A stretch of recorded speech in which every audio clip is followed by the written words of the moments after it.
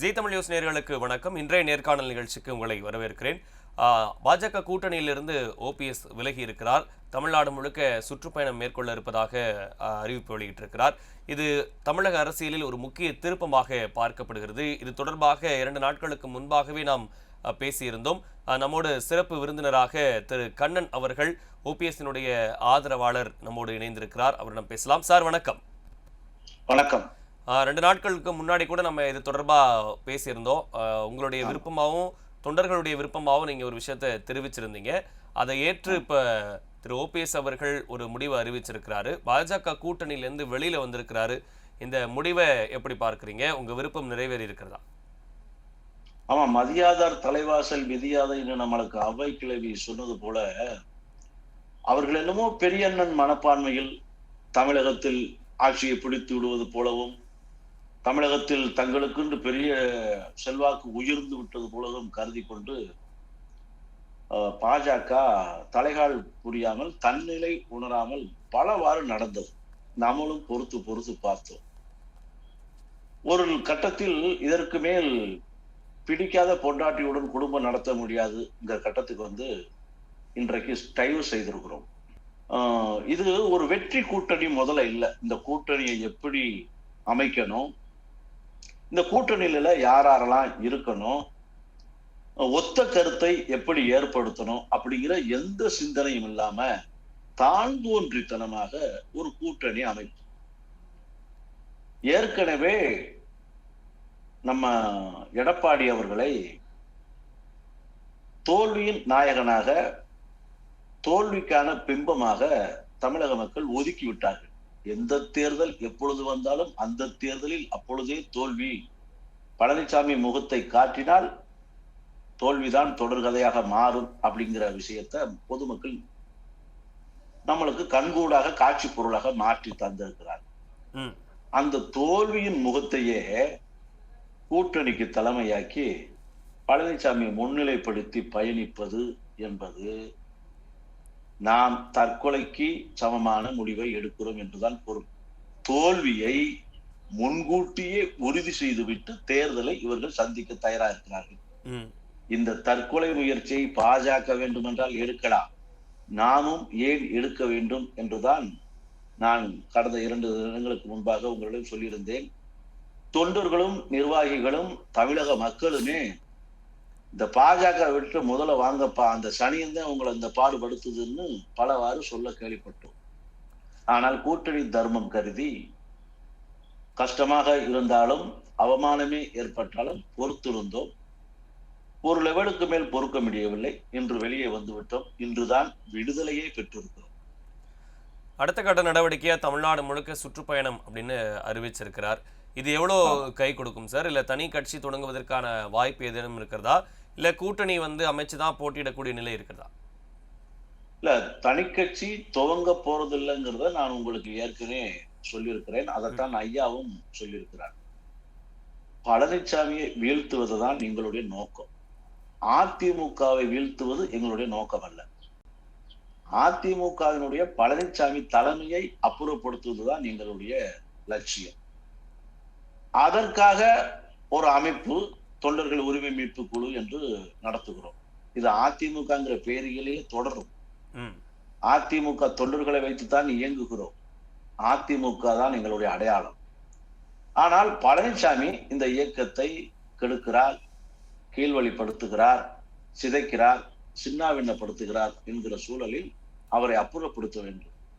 அதற்காக அதிமுக தொண்டர்களை எல்லாம் அரவணைத்து ஒரு குடையின் கீழ் பயணிக்க வேண்டும். நீங்கள் கூட கேட்கலாம், பழனிசாமியை வீழ்த்துவதும் அதிமுக வீழ்த்துவதும் என்ன வேறுபாடு என்று. இதைத்தான் 1972 எந்த திமுகவை ஆட்சிக்கு கொண்டு வந்தாரோ புரட்சி தலைவர், அதே திமுகவை எதிர்த்துத்தான் அவர் களம் கண்டார். அதே போல் எந்த அதிமுகவில் பயணப்பட்டாரோ, கொள்கையரப்பு செயலாளராக இருந்தாரோ புரட்சி தலைவி அம்மா அவர்கள், அதே அதிமுகவை எதிர்த்துத்தான் 89 போட்டியிட்டார். அதே நிலைதான் இப்பொழுது எங்களுக்கும். இப்பொழுது தலைமை மாற்றுவதற்கான வேலைதான் நடக்கிறது. அதனால் நாங்கள் ஒத்த கருத்துடைய எங்களை, எங்கள் அமைப்பை வெற்றிக்கான சூழலை வகுக்கக்கூடிய பிற கட்சிகளுடன் கூட்டணி பேச்சுவார்த்தை நடத்தி கூட்டணி அமைத்து போட்டியிடுவதற்கும் வாய்ப்பு இருக்கிறது. அதுவும் இன்னும் சில காலங்கள் இருக்கும். டிசம்பர் ஜனவரி மாதத்தில் தான் ஒரு இறுதி வடிவம் கிடைக்கும். அதுவரை மக்கள் சந்திப்பு பயணம், மாநாடுகள், பொதுக்கூட்டங்கள் போன்றவை அறிவித்து தொடர்ச்சியாக அதுவும் நடைபெறும். மீண்டும் ஒருவேளை ஒரு சமாதானம் ஏற்படுது அப்படின்னா அதுக்கு ஓபிஎஸ் உடன்படுவாரா? இது பாஜக டெல்லியிலேருந்து தலைமையிட்டு சமாதான பேச்சுவார்த்தையை வந்து பண்ணுறாங்க, அவங்க தலையிட்டு ஒரு முடிவு எடுக்கிறாங்க அப்படின்னு சொன்னால் அதுக்கு ஓபிஎஸ் ஒத்துப்போவதற்கான சூழல் இருக்கா? இல்ல, அந்த முயற்சியை நேற்றிலிருந்து எடுக்க ஆரம்பித்து விட்டார்கள். நேற்று இரவே தொடர்பு கொண்டு அவசரப்பட்டு எந்த முடிவையும் எடுத்து விட வேண்டாம், நாங்கள் இருக்கிறோம், பார்த்து கொள்ளுகிறோம் என்கிற அந்த எங்களுடைய வேகத்தை தடுக்கிற வேலையை நேற்று இரவு செய்ய ஆரம்பித்து விட்டார். ஆனால் நம்மளுக்கு தெரிந்திருந்தும் எப்படி கிணற்றில் விழுவது? கைப்புண்ணிற்கு எதற்கு கண்ணாடி என்பதை போல பாஜக நம்மளை அழிக்க நினைக்கிறது. பாஜக தொடர்ந்து நம்மை புறக்கணிக்கிறது. நாம் தடியை எடுத்தவுடன், அதாவது கெஞ்சினால் மிஞ்சுவதும் மிஞ்சினால் கெஞ்சுவதும் என்கிற ரீதியில் தான் அவர்கள் பயணிக்கிறார்கள். இன்னொன்று, தோல்வி அடைகிற கூட்டணியை நாம் ஏன் தூக்கி பிடிக்க வேண்டும்? இது தோற்க போகிறது என்பது தெல்ல தெளிவாக தெரிய ஆரம்பித்து விட்டது. பழனிசாமி பாஜக கூட்டணியை யாரும் ரசிக்கலை, ஏற்கல. இதுக்கு போய் நாம எப்படி முட்டு கொடுக்கிறது? எத்தனை முட்டு கொடுத்தாலும் இவர்கள் வெற்றி பெறப் போவதில்லை. தன் வீட்டிற்கு தாங்களே தீ வைத்துக் கொண்டு ஆகா எவ்வளவு இதமாக இருக்கிறது என்று சொல்லுகிற இவர்களை நம்பி எப்படி பயணிப்பது? அரசியல் பயணத்தை எப்படி தொடர்வது? அதனால் சங்கடமான சூழ்நிலையை அவர்கள் மீண்டும் மீண்டும் மீண்டும் எடுப்பார்கள். ஆனால் இப்பொழுது நாங்கள் தெளிவாத்தான் இருக்கிறோம். இன்னைக்கு காலையில திடீர்னு தியோசபிகல் சொசைட்டில வாக்கிங் போகும்போது முதலமைச்சரை சந்திக்கிறார். அது ஒரு பெரிய அரசியல் பேச்சா பேசப்பட்டுச்சு. ஆனா நான் எதிர்ச்சியா தான் பார்த்தேன், ஒரு வணக்கம் வச்சுட்டு வந்துட்டேன் அப்படின்னு சொல்றாங்க. இதுல என்ன, இதுல ஏதாவது அரசியல் இருக்கிறதா முதலமைச்சருடைய சந்திப்புல? வழி அனுப்பவும் வரவேற்குமாறு வாய்ப்பு கொடுங்கள் என்றும் கெஞ்சினோம், கேட்டோம். நிறைய பேருக்கு அது வந்து இவ்வளவு கீழே இறங்கி போகணுமாங்கிற விமர்சனம் கூட எங்கள் மீது வைக்கப்பட்டது. ஆனால் பிரதமர் ஒரு நட்பு, ஒரு மாண்பின் அடிப்படையில் அந்த கடிதம் தயாரிக்கப்பட்டது. ஆனால் அவர்கள் என்னமோ தேவ தூதர்கள் மாதிரியும், விண்ணிலிருந்து வந்தவர்கள் மாதிரியும், நாமெல்லாம் அற்ப புழுக்கள் மாதிரியும் அப்படிங்கிற மனப்பான்மையில அவங்க சென்று விட்ட பிறகு நாம் நம்மை வென்றெடுக்க வேண்டிய தேவை இருக்கு. அதனால் எங்கு மரியாதை இருக்கிறதோ அங்கு மரியாதை நிமித்தமான சந்திப்பு இருக்கும். எங்க மரியாதை இருக்கிறதோ அப்படின்னு சொல்றது ஏதோ சூட்சமமா சொல்ற மாதிரி இருக்கு. திமுக பக்கம் இணைவதற்கு வாய்ப்பு இல்லை அப்படின்னு தானே சொல்லப்படுது. திமுக பக்கம் ஒரு கண்ணு இருக்கா ஓபிஎஸ்க்கு? இல்ல, இன்றைக்கு முதல்வரை சந்தித்தது வாக்கிங் போகும்போது, இருவரும் நடைபயிற்சி மேற்கொள்ளும் போது, எதிரெதிராக சந்திக்கும் போது அந்த சந்திப்பு நிகழ்ந்தது. அது யதார்த்தமான சந்திப்பு, மரியாதை நிமித்தமான சந்திப்பு கூட இல்லை, யதார்த்தமான சந்திப்பு. சரி. ஆனால் நான் சொல்வது என்னன்னா, எங்கு மரியாதை இருக்கிறதோ, எங்கு மாண்பு இருக்கிறதோ, எங்கு வெற்றிக்கான வீகம் வகுக்கப்படுகிறதோ, எந்த அணி வெற்றி பெற வேண்டும் என்று நினைக்கிறோமோ அந்த அணியின் கூட்டணி அமைப்போம். இப்ப புதுசா ஏற்கனவே 4 முனை போட்டி வந்து உறுதியா இருந்துச்சு. திமுக உடைய கூட்டணி ஏற்கனவே இருக்கக்கூடிய கூட்டணி, அதுல எந்த பிளவும் இது வரைக்கும் இல்லை. அதிமுக பாஜக கூட்டணி உறுதியா இருக்கு. விஜய் தனியா இருக்கிறாரு, நாம் தமிழர் சீமான் தனியா இருக்கிறாரு.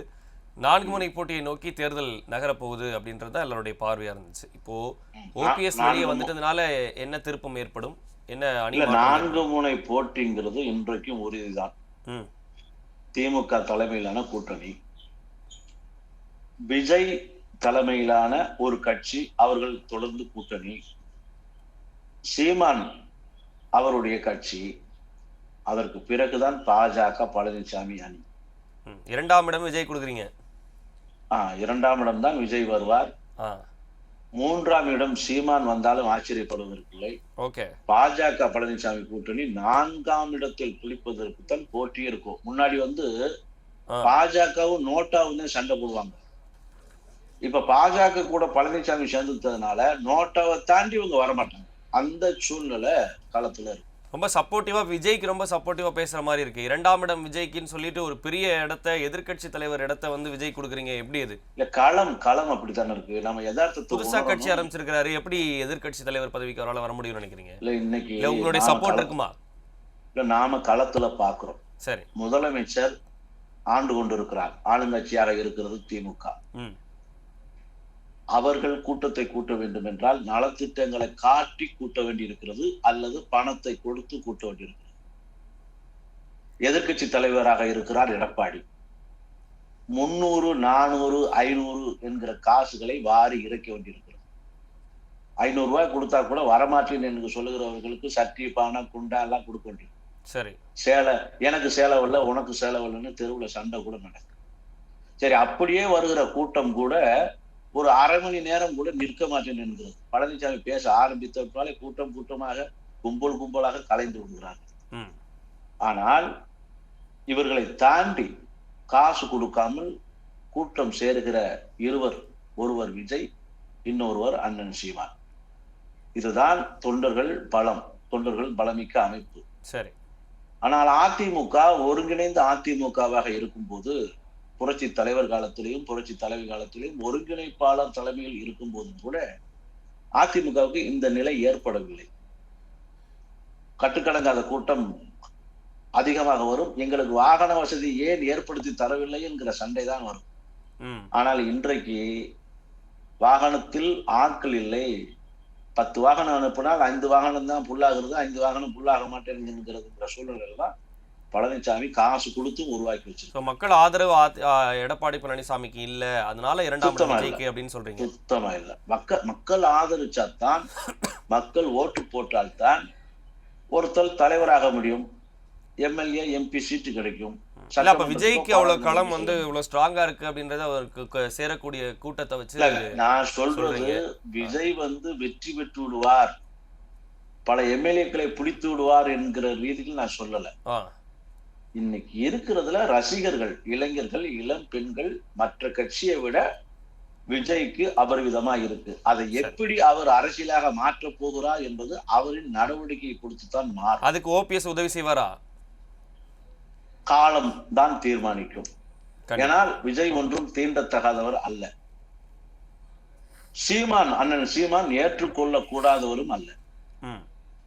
எங்கள் நோக்கம் பழனிசாமி என்கிற கருணாகத்தை அடிக்க வேண்டும். அதற்கு விஜய் தடியா சீமான் தடியா என்றால் எந்த தடி எங்களுக்கு ஏதுவாக இருக்கிறதோ அந்த தடியை எடுப்பதற்கும் எடுத்து அடிப்பதற்கும் வாய்ப்பு இருக்கு. கண்டிப்பா சார், பெரிய தகவலை வந்து சொல்லியிருக்கீங்க. நிகழ்ச்சியில் இணைந்து உங்களுடைய கருத்துக்களை பகிர்ந்தமைக்கு நன்றி. உங்களுடைய விருப்பமும் நிறைவேறி இருக்கிறது. எதிர்கால திட்டங்கள் எப்படி இருக்கின்றத பொறுத்திருந்து நாங்களும் பார்க்கிறோம். நிகழ்ச்சியில் இணைந்தமைக்கு நன்றி சார். நன்றி, வணக்கம். ஓபிஎஸ் அவர்கள் இன்று பாஜக கூட்டணியில் இருந்து வெளியேறி இருக்கிறார். அதிமுக எடப்பாடி பழனிசாமி கையில் இருக்கிறது, அவர் ஒரு கருணாகம், அவரிடமிருந்து அதிமுகவை மீட்பதுதான் எங்களுடைய நோக்கம் என்று அவருடைய ஆதரவாளர் திரு கண்ணன் தெரிவித்திருக்கிறார். பார்க்கலாம், பொறுத்திருந்து. அரசியலில் பல மாற்றங்கள் தொடர்ந்து நிகழ்ந்து கொண்டே இருக்கின்றன. மீண்டும் மற்றொரு நிகழ்ச்சியில் சந்திப்போம். வணக்கம்.